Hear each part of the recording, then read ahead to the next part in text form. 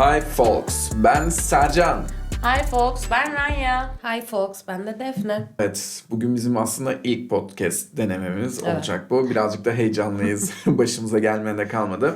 Fakat bu podcast'in ilk bölümü birazcık introduction gibi olacak. Burada biz kimiz, ne yapıyoruz, niye böyle bir çılgınlığa adım attık onu aslında konuşacağız gibi duruyor. İstersen Ranya senden başlayalım.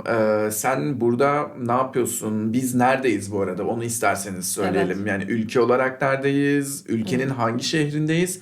Ve şu anda neredeyiz aslında? Şu Bunu an- söylemek önemli bence diye Yeteri düşünüyorum. kadar bir gizem yaratıldı zaten. Aynen, teşekkürler. Ben devraldım o zaman buradan. Biz şu anda İrlanda'da, Limerick'te ve hani University of Limerick, yani Limerick Üniversitesi'nde hepimiz zaten öğrenciyiz burada. Ve şu anda da Limerick Üniversitesi'nin medya bölümünün podcast ve hani mikrofonların bütün şeylerin olduğu bir odadayız. Bu fırsatı bize üniversite sağlıyor ve bundan dolayı gerçekten hani üniversiteye çok desteklerinden dolayı teşekkürler ederiz. Şöyle ki ben bu üniversitede Limerick Üniversitesi'nde PhD yapıyorum. Elektronik ve bilgisayar mühendisliği alanında. Ve buraya geleli sanırım 6 ay kadar oldu. Ve bu şekilde yani böyle. Defne, sana devrettim. Ben master öğrencisiyim. Bir seneliğine buradayım. Bilmiyorsanız haberiniz olsun. Yani özetle iş psikolojisi diye geçen bir alanda master yapıyorum. Bakalım. Biraz karışık. Ne şekilde devam etmek istiyorum. Çünkü okulu çok seviyorum. Limri'yi çok sevmiyorum. Ama okulu çok seviyorum. Kalmak da istiyorum. Ama bir yandan çalışmak da istiyorum. Biraz karışık ama ben onları açarım daha ileride. Sercan, sana dönelim. Ben burada master öğrencisiyim. Klasik müzik alanında.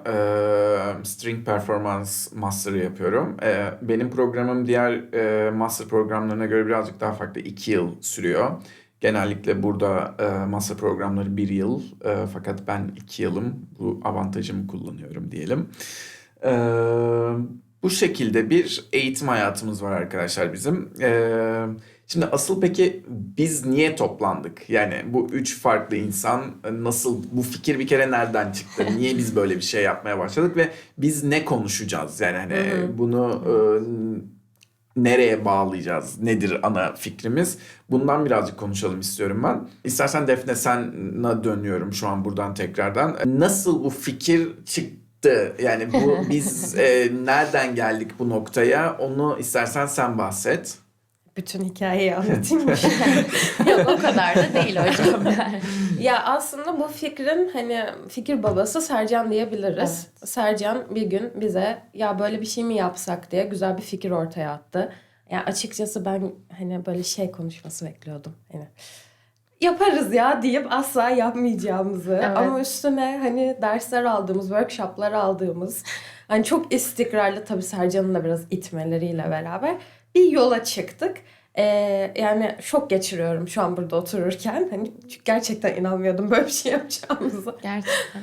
Ama yani bizim şu anki amaçlarımız yani hem böyle günlük işte Limerick hakkında konuşmalar, İrlanda hakkında konuşmalar, eğitim hayatı, bizim okul hakkında bilgi verme. Ama asıl fix bizim konuşma alanımız biraz daha İrlanda vs. Türkiye diyebiliriz aslında. Yani hani her bölümde farklı bir olayı karşılaştırarak İrlanda'da nasıl, Türkiye'de de nasıl, işte burada yaşayabileceğimiz şeyler temalı, olabildiğince de keyifli, ilgi çekici konular hakkında ilerlemeyi planlıyoruz. Sorunu cevapladım mı yoksa biraz daha koptum mu bilemiyorum. Soruyu cevapladım. Ben burada sadece Ranya'ya dönüp sormak istiyorum. Biz aslında yani şu anda burada randomly bir şekilde buluşmadık. Bunun önünde bir toplantısını yaptık. Oturduk. Yani şu anda aslında siz 1. bölüm intro bölümünü dinliyorsunuz. Ama biz nereden baksanız bir 7 bölüme yakın bir konu başlıkları seçtik ve bunların içerikleriyle ilgili toplantılar yaptık aslında. Ben Ranya'ya dönüp şeyi sormak istiyorum. Aklında kalan birazcık spoiler gibi olacak ama önümüzdeki bölümlerle ilgili ilginç topikler var mı? Tabii Yani ki de. mesela şu konuyu konuşmayı sabırsızlıkla bekliyorum dediğim bir şey var mı mesela? Mesela seks üzerine konuşmayı sabırsızlıkla bekliyorum. Çünkü ilk olarak hani bu konu üzerine böyle bir hani environment içerisinde konuşmak benim için çok daha böyle heyecan verici ama aynı zamanda da bir tık hani yargılanır mıyım şeyi uyandırıyor ama tabii ki de ilişkiler, seks ve hani sadece hani kadın erkek ilişkisi veya hani erkek erkek ilişkisi tarzı değil. Hani daha çok hani şey arkadaşlık burada nasıl hani bizim sürecimiz nasıl işledi mesela bu tarz şeylerden de bahsedeceğiz. Hani arkadaşlık, arkadaş bulmak, insanlarla tanışmak. Hatta küçük bir şey vereyim hani böyle dating app'ler falan bunlarla alakalı deneyimler. Bu tarz şeylerden bahsetmeyi düşünüyoruz yani. Evet, Evet. güzel başlıklarımız var aslında. Ben de gerçekten bazı başlıkları konuşmak için sabırsızlıkla bekliyorum diyebilirim. Öncelikle gerçekten başta söylediğimiz gibi arkadaşlar normalde bir podcast çekmek çok kolay bir şey değil. Değil. Neden kolay bir şey değil?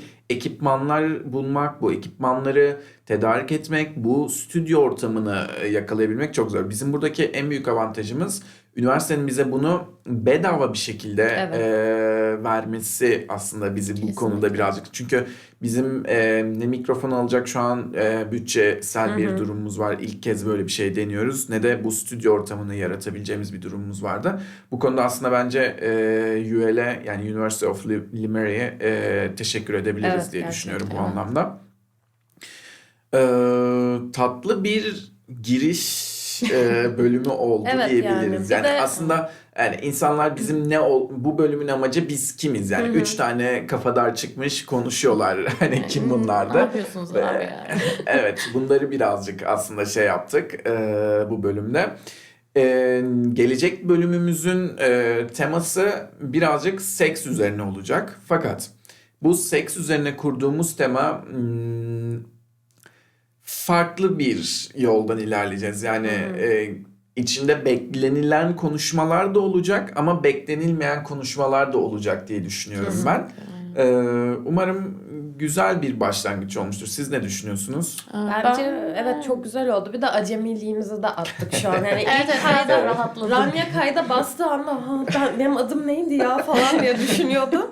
Ama şu bir de sanki canlı seyirci varmış gibi. Ki Değil sen mi? canlı seyirciye alışıksın aslında yani. Evet. Ama böyle konuştukça kendime geldim. Evet. Bu arada ben burada özellikle podcast'i birazdan bitireceğiz. Önümde bir süre var. Görebiliyorum o süreden ne kadar olduğunu. Sadece bitirmeden önce şunu söylemek istiyorum. Bu benim ikinci podcast deneyimim. Daha önce bir podcast'te konuk olmuştum. Ne Geceydi podcast'ine. Aslında podcast yapma olayını birazcık orada kaptım. Hani nasıl yapılır, bu bölümlerden önce yapılan toplantılar, işte detaylar vesaire nasıl birbirine pas atılır vesaire. Çünkü insanlar şöyle algılıyor. Podcast yap. Abi mikrofon var. Konuş işte. Hani bu böyle bir şey değil. Yani her zaman o podcast'i yaparken tutuklanmak ne demekse. Tabii aklım Türkiye'ye kaydı direkt tutuklanmak deyince.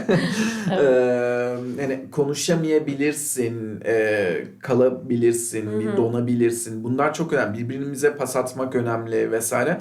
Ben bu anlamda aslında Kara Şimşek'e ve Ne Geceydi podcast'ine bir gönderme yaparak teşekkür de etmek istiyorum. Bana bu deneyimi yaşattıkları için o İstanbul zamanında.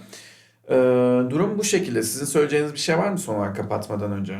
Yani Ben yok çok sanırım. konuştum. Yani ben de çok konuştum. Daha çok Bu arada konuşacağız zaten arkadaşlar. evet, Evet, daha kesinlikle. çok Evet. konuşacağız. Var. Önümüzdeki bölüm çünkü mesela bazı bölümler Defne'nin daha çok uzmanlık alanına giren ve konuşmalar olacak. Bazı bölümlerde daha çok Ranya'nın fikrini alacağımız noktalar gelecek. Bazı bölümlerde benim kişisel deneyimlerimi bahsedeceğim bölümlerimiz olacak ve ayrıca sürpriz olarak bir de bazı bölümlerimizde misafirlerimiz olacak arkadaşlar. Evet. Guest konuklar alacağız buraya. International yani hani Evet. başka uluslardan insanlar da burada deneyimlerini anlatacaklar bize. Aynen. Kesinlikle. Bu arada her nerede dinliyorsanız, istiyorsanız evinizde, istiyorsanız arabada, istiyorsanız iş yaparken, banyoda, yemek yerken, kahvaltı yaparken bizi Spotify'dan dinleyebilirsiniz.